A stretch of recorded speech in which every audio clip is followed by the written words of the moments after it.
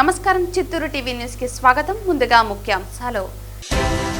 కూటమి ప్రభుత్వం విడుదల చేసిన జాబ్ క్యాలెండర్ తూతు మంత్రంగా నిరుద్యోగులను మభ్యపెట్టేలా ఉంది. విమర్శించిన వైఎస్ఆర్సీపీ యువజన విభాగం రాష్ట్ర కార్యదర్శి Mallam Ravikumar Reddy, youth wing president Dinesh Rayallu. Ramzan మాసం సందర్భంగా బ్యానర్లు ఏర్పాటు చేస్తే ఆ బ్యానర్లను తిమ్మారెడ్డి అతని అనుచరులు మద్యం తాగి చించివేశారు ఆరోపించిన షేక్ షావలి. బ్యానర్స్ చించిన వారిపై చర్యలు తీసుకోవాలి, ఇలాంటివి తిరిగి పునరావృతం కాకుండా చూడాలని డిమాండ్. వార్తల్లోని వివరాలు. తిరుపతి నగరపాలక సంస్థ కార్యాలయంలో సోమవారం నిర్వహించిన ప్రజా ఫిర్యాదుల పరిష్కార వేదికకు 39 వింతులు వచ్చాయని కమిషనర్ మౌర్య తెలిపారు.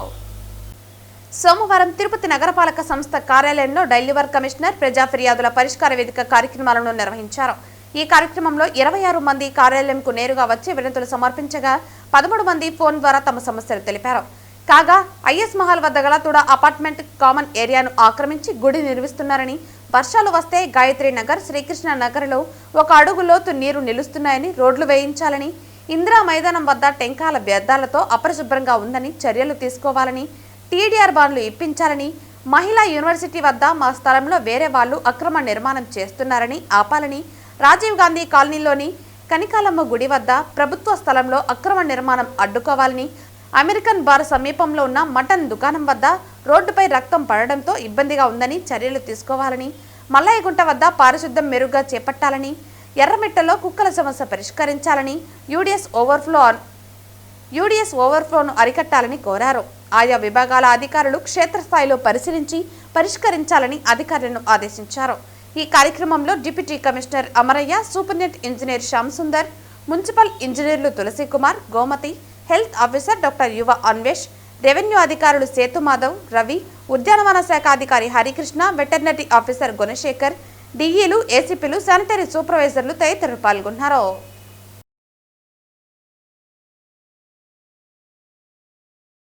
తిరుపతి నగరంలో తెలుగుదేశం పార్టీ పార్లమెంటు నూతన కార్యాలయాన్ని సోమవారం అత్యంత వైభవంగా ప్రారంభించారు.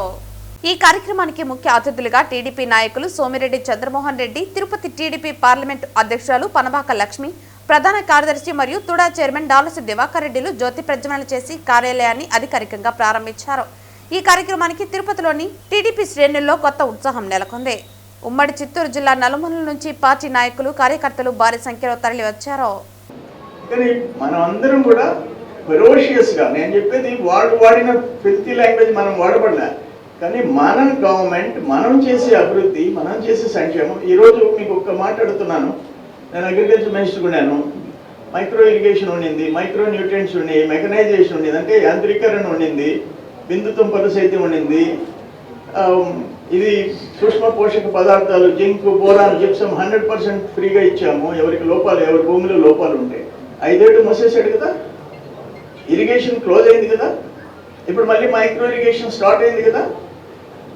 ఆ రోజు కన్నబాబు మంత్రి ఉంటే పులివెందల కడకోడు పోయి, అయ్యా తెలుగుదేశం టైంలో 19 వరకు అన్లిమిటెడ్గా మైక్రో ఇరిగేషన్ ఇస్తే మీరు ఆపేసేస్తున్నారు, మేము తలెత్తుకొని తిరగలేకున్నాము, మా జగన్మోహన్ రెడ్డి ముఖ్యమంత్రి అంటే లేదు నేను పోయి మాట్లాడతానంటే, కన్నబాబు అగ్రికల్చర్ మినిస్టరు జగన్మోహన్ రెడ్డి దగ్గరికి పోయినాడు, సీఎం దగ్గర.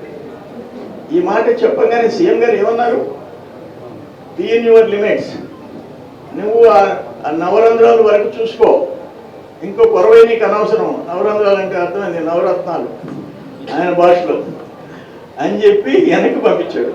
ఆయన వెనక్కి వచ్చి, అయ్యా నేనేం చేయలేను, ముఖ్యమంత్రి ఇనే పరిస్థితిలో లేడు, సారీ అని చెప్తే, ఆఖరణ కడపలో తిరగబడితే ఎలక్షన్ ముందు 23లో స్టార్ట్ చేస్తాడు.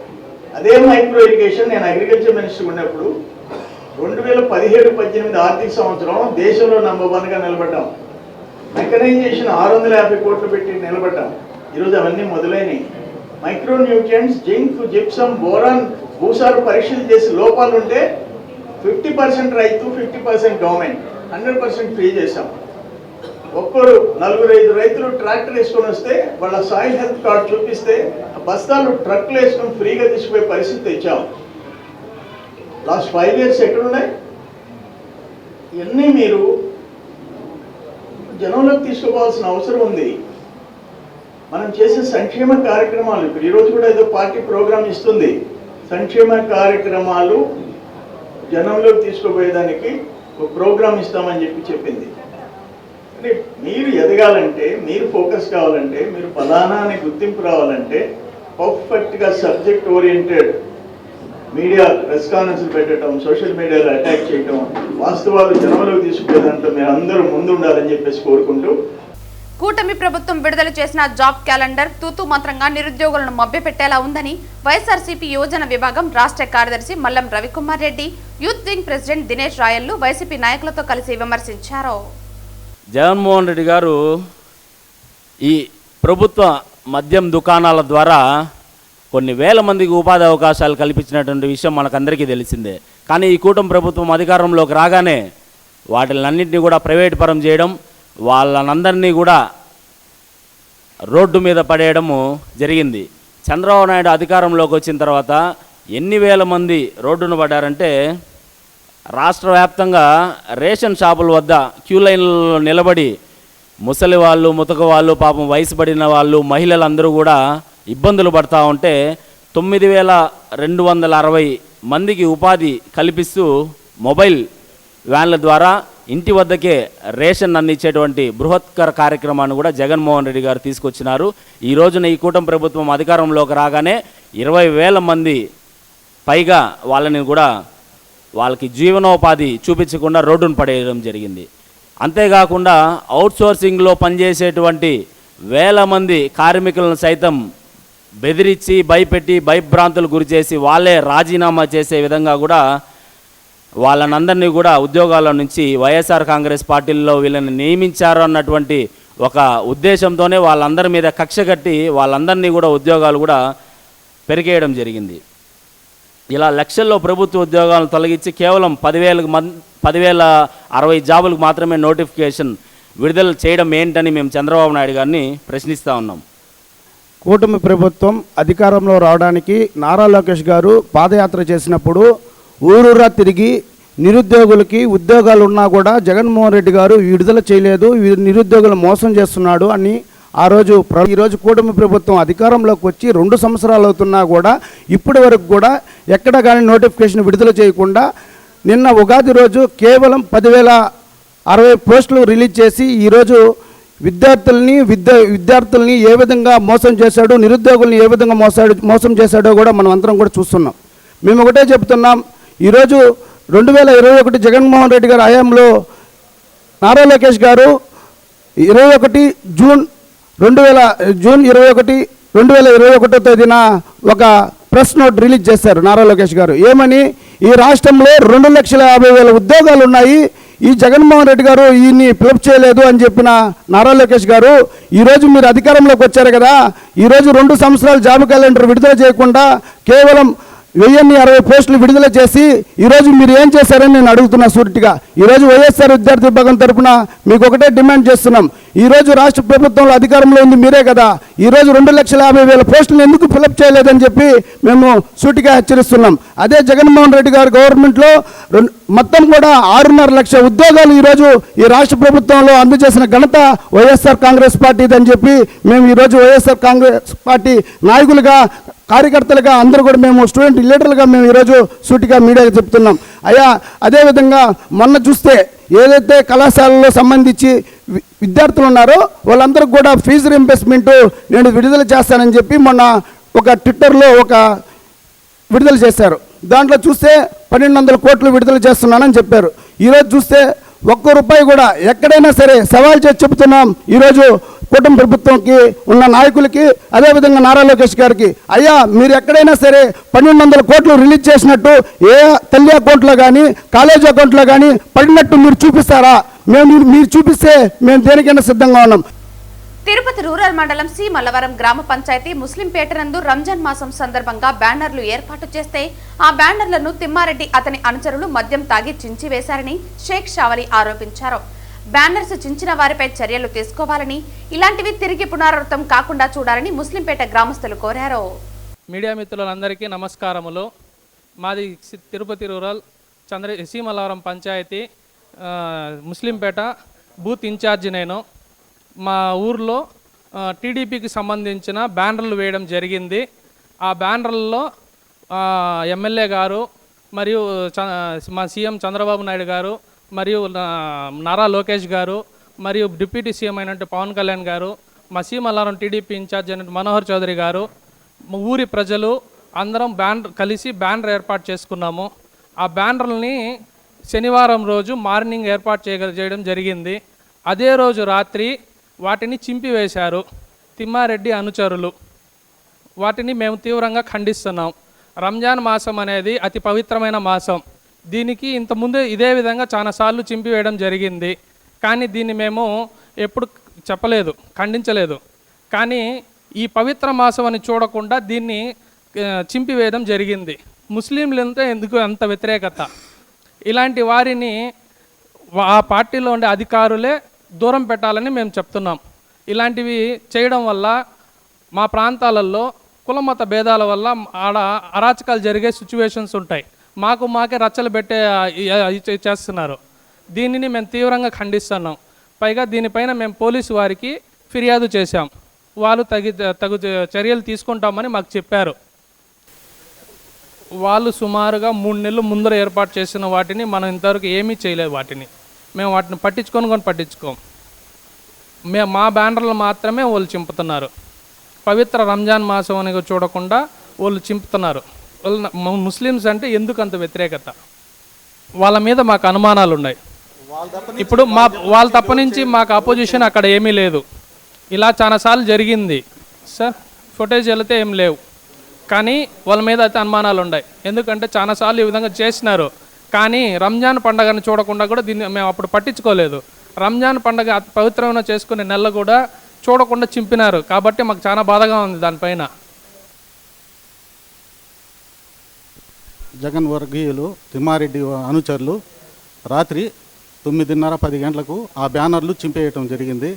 ఇది మళ్ళా రిపీట్ కాకుండా చేయాలని మేమంతా కోరుచున్నాము. పోలీస్ స్టేషన్లో కూడా ఫిర్యాదు ఇచ్చినాము. పోలీసు వాళ్ళు మేము ఫిర్యాదు చేస్తున్నాము, ఎంక్వైరీ చేస్తున్నాము అని చెప్పినారు. ఇది మళ్ళీ రిపీట్ కాకుండా చేయాలని మేము కోరుతున్నాము. శ్రీకాళహస్తి పట్టణంలో సంచలనం రేపిన కిడ్నాప్ హత్యాయత్నం కేసును పోలీసులు వేగంగా ఛేదించి 2 నిందితులను అరెస్టు చేశారు. ఘటనకు సంబంధించిన వివరాలను పోలీసులు ఆదివారం డీఎస్పీ కార్యాలయం నందు మీడియా సమావేశంలో వెల్లడించారు. పోలీసుల వివరాల ప్రకారం మార్చి 21న రాత్రి సుమారు 8:30 సమయంలో సీతారామగుడి సమీపంలో కుమార్ శివల మధ్య ద్విచక్ర వాహనాల విషయంలో వాగ్వాదం చోటు చేసుకుంది. వివాదం తీవ్ర రూపం దాల్చడంతో ఇరు వర్గాలు తమ అనుచరులను పిలిపించుకున్నాయి. ఈ క్రమంలో వియ్యంపల్లికి చెందిన పిల్లి ముని జయకృష్ణ ప్రసాద్ అలియాస్ మాస్, షేక్ షియావత్ తదితరులు ఇక్కడికి చేరుకున్నారు. సమాచారం అందుకున్న పోలీసులు సంఘటనా స్థలానికి చేరుకుని మద్యం మత్తులో ఉన్న శివను స్టేషన్కు తరలించారు. అనంతరం పరిస్థితి ఉద్రిక్తంగా మారింది. ముని జయకృష్ణ ప్రసాద్ తన అనుచరులతో కలిసి కుమార్ పెంచలయ్యపై దాడికి యత్నించగా వారు తప్పించుకున్నారు. తదుపరి కాసారం రమేష్ కార్యాలయం వద్ద బాధితులపై రాళ్లతో దాడి చేశారు. ఈ ఘటనను అడ్డుకునేందుకు వచ్చిన మార్కెట్ కమిటీ అటెండర్ తుమ్మా బాలకృష్ణను నిందితులు బెదిరించి బలవంతంగా మోటార్ సైకిళ్లపై ఎక్కించుకుని వియ్యంపల్లి వైపు తీసుకువెళ్లారు. మార్గం మధ్యలోని భాస్కరపేట జంక్షన్ వద్ద ఒకరి ప్రేరణతో ముని జయకృష్ణ ప్రసాద్ సమీప దుకాణం నుండి గాజు కూల్ డ్రింక్ బాటిల్ తీసుకుని బాలకృష్ణ తలపై దాడి చేయడంతో అతనికి తీవ్ర గాయాలయ్యాయి. వాహనాల రాక గమనించిన నిందితులు అక్కడి నుంచి పరారయ్యారు. బాధితులు ఇచ్చిన ఫిర్యాదు మేరకు శ్రీకాళహస్తి 2వ పట్టణ పోలీసులు కేసు నమోదు చేసి దర్యాప్తు ప్రారంభించారు. జిల్లా ఎస్పీ ఆదేశాల మేరకు అదనపు ఎస్పీ ఆధ్వర్యంలో డీఎస్పీ పర్యవేక్షణలో ప్రత్యేక బృందాలు ఏర్పాటు చేసి పరారీలో ఉన్న 2 నిందితులను అదుపులోకి తీసుకున్నారు. నిందితుల వద్ద నుండి నేరానికి ఉపయోగించిన మోటార్ సైకిల్, గాజు బాటలను స్వాధీనం చేసుకున్నారు. మిగిలిన నిందితుల కోసం గాలింపు చర్యలు కొనసాగుతున్నట్లు పోలీసులు తెలిపారు. శ్రీకాళహస్తిలో రౌడీయిజం ఇకపైన ఉండబోదని డీఎస్పీ స్ట్రాంగ్ వార్నింగ్ ఇచ్చారు.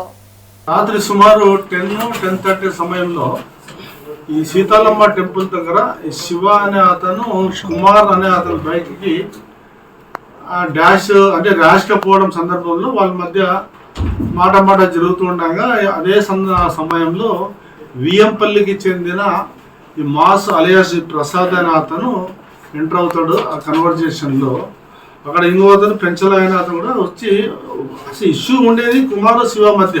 అక్కడ వీళ్ళ మధ్యలోకి జోక్యం చేసుకోవడము, ఇగో పోయేసి డామినేషన్ మెంటాలిటీతో ఏదో మాట అనుకోవడం అనేది జరుగుతుంది. ఈ మన అట్ ద సేమ్ టైం బీట్లో ఉన్న కానిస్టేబుల్ వచ్చి శివాన్ని తీసుకుపోతూ ఉంటే వీళ్ళు అరే మా మనిషి మీద కంప్లైంట్ ఇచ్చాడని ఒక అపోహ వీళ్ళ మీద కలిగింది. దాంతో వీళ్ళు ఏం చేస్తారంటే ఆ టైంలోనే ఈ బాలాజీ కూడా వీళ్ళు కంప్లైంట్ శివాన్ని తీసుకుపోతారంటే వీళ్ళు మావాన్ని తీసుకుపోతారా, మావాన్ని కంప్లైంట్ ఇస్తారా అంటే ఒక యువకు పోయినారు వీళ్ళు వియ్యంపల్లి వాళ్ళు. తర్వాత వాళ్ళు అక్కడి నుంచి మన కాసారం రమేష్ ఉన్నాడు కదా, వాళ్ళ ఆఫీస్ దగ్గరికి వస్తే వీడు మన మాస్ అనేవాడు అక్కడికి వచ్చి గొడవ చేయడము, ఫోన్ చేసి పిలిపించుకోవడము. అక్కడ వీడు మన బాలు ఉన్నాడు కదా కంప్లైంట్ విక్టిమ్ ఎవరితో ఉన్నాడో అతను వచ్చి క్వశ్చన్ చేయడము. ఇదంతా కూడా ఏమైపోతుందంటే ఇష్యూ మెయిన్ బండ్లు ఓరి గుద్దుకోవడం అని పక్కన పోయింది. ఈ గ్రూపుల మధ్య ఊరు మాట ఇవ్వకపోవడము, డామినేషన్ మెంటాలిటీతో గొడవ జరిగింది. దాంట్లో బాలు అనే అతన్ని వీళ్ళు ఎవరైతే మన మాస్ అనే అతను, తర్వాత ఈ హిదాయత్, తర్వాత ఈ మహేష్, సోము అనే వాళ్ళు 2 బండ్లలో ఎక్కించుకునేసి జస్ట్ లైక్ కిడ్నాప్ అనుకోండి తీసుకొని పోయి భాస్కర్పేట దగ్గరికి పోతే అక్కడ one of the fellow Nagaraj అనేవాడు ఎదురుపడితే వాళ్ళతో డిస్కస్ చేస్తారు. అక్కడ వీడు ఆ గ్రూప్ వాడు ఈ గ్రూప్ వాడు అని చెప్పేసి మాట వచ్చి వాడు కొంచెం ఎంకరేజ్ చేస్తాడు అనమాట. ఎంకరేజ్ చేస్తే అప్పుడు వీడు మాస్ అనేవాడు దగ్గరలో ఉన్న కూల్ డ్రింక్ బాటిల్ తీసుకొని తల మీద హిట్ చేయడం జరుగుతుంది. హిట్ చేయడం జరిగిన తర్వాత వీళ్ళు బాధితులు ఎవరైతే ఉన్నారో ఫోన్ చేసి పిలిపించుకుంటే హాస్పిటల్ షిఫ్ట్ చేస్తారు. ఇమ్మీడియట్లీ మాకు తెలియగానే మా ఇన్స్పెక్టర్ సీన్ ఆఫీస్ పోయి హాస్పిటల్కి పోయి విక్టిమ్ ఎగ్జామిన్ చేయడము, కంప్లైంట్ తీసుకొని వాళ్ళ మీద హత్యాయత్నము, కిడ్నాప్ కేసులు నమోదు చేయడం కూడా జరిగింది. వార్తలు ముగించే ముందు ముఖ్యాంశాలు మరోసారి. కూటమి ప్రభుత్వం విడుదల చేసిన జాబ్ క్యాలెండర్ తూతు మంత్రంగా నిరుద్యోగులను మభ్యపెట్టేలా ఉంది. విమర్శించిన వైఎస్ఆర్సీపీ యువజన విభాగం రాష్ట్ర కార్యదర్శి Mallam Ravikumar Reddy, youth wing president Dinesh Rayallu. Ramzan మాసం సందర్భంగా బ్యానర్లు ఏర్పాటు చేస్తే ఆ బ్యానర్లను తిమ్మారెడ్డి అతని అనుచరులు మద్యం తాగి చించివేశారు ఆరోపించిన షేక్ షావలి. బ్యానర్స్ చించిన వారిపై చర్యలు తీసుకోవాలి, ఇలాంటివి తిరిగి పునరావృతం కాకుండా చూడాలని డిమాండ్. ఈ వార్తలు ఇంతటితో సమాప్తం. తిరిగి వార్తల్లో మళ్ళీ కలుద్దాం. అంతవరకు సెలవు. నమస్కారం.